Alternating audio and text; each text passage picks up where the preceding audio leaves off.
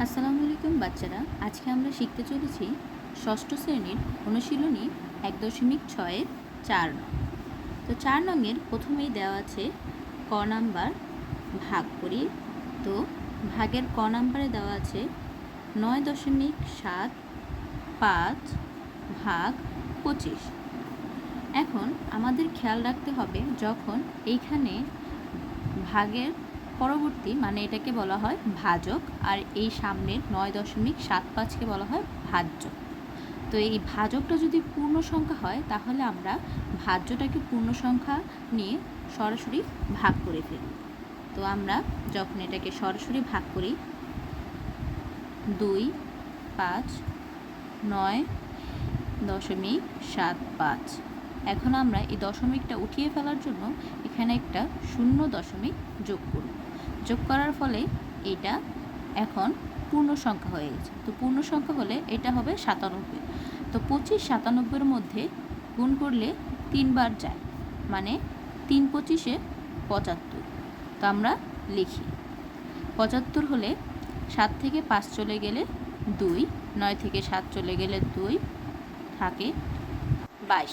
22-এর ভিতরে তো 25 ভাগ যায় না, এর কারণে আমাদের উপর থেকে একটি 5 নামাতে হবে। এখন হয়েছে 225। এখন আমরা 25কে গুণ করে দেখব যে 225-এর ভিতরে 225 কতবার যায়। তো গুণ করে দেখা যায় যে 225-এর ভিতরে 25 9 বার গুণ করা যায়। 9 বার গুণ করলে হয় 225। এখন দেখা যাচ্ছে আমাদের এখানে ভাগফল হলো 0.39। অতএব এখানে আমরা লিখব উত্তর 0.39। এটার আরেকটি নিয়ম আমরা করতে পারি। যদি আমরা এক থেকে উপর নিচ করে ভাগ করি তখন দেখা যাবে যে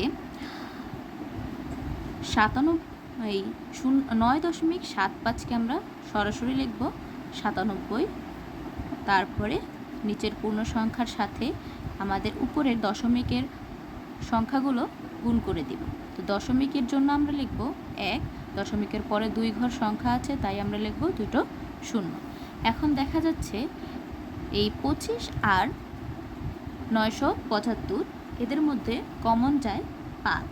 যদি আমরা 5 কমন নেই তখন আমাদের উপরে এবং নিচে হবে 5 আর উপরে হবে 195।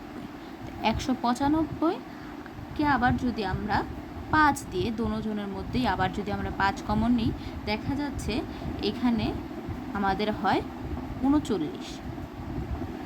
উপরে থাকে আমাদের 39 আর নিচে হয় এই যে 100। তো 100 যেহেতু উপরের সংখ্যা ভগ্নাংশটি ছোট, নিচের ভগ্নাংশটি বড়, এখন আমরা কি করব, একে দশমিক আকারে নিয়ে আসব, ছোট করব।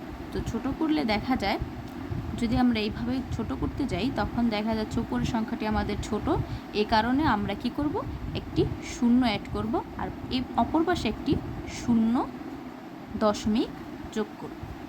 এরপর আমরা লিখি 100 390-এর ভিতরে 3 বার গুণ করা যায়, অতএব আমরা লিখি 300।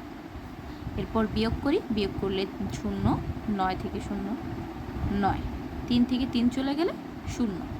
তো এখন হচ্ছে 90। যেহেতু আমরা এখানে একটি দশমিক নিয়েছি তাই দশমিকের পরে আমরা যত ঘর শূন্য নেই সমস্যা নেই। তো এখন আমরা আরেকটা শূন্য নামাবো আর 100 900-এর ভিতরে গুণ করলে এদের গুণফল হয় 9 বার যায়। তো 9 বার যাওয়ার পরে এখানে হবে 900। এখন আমাদের এখানে উত্তর হয়েছে কত, 0.39।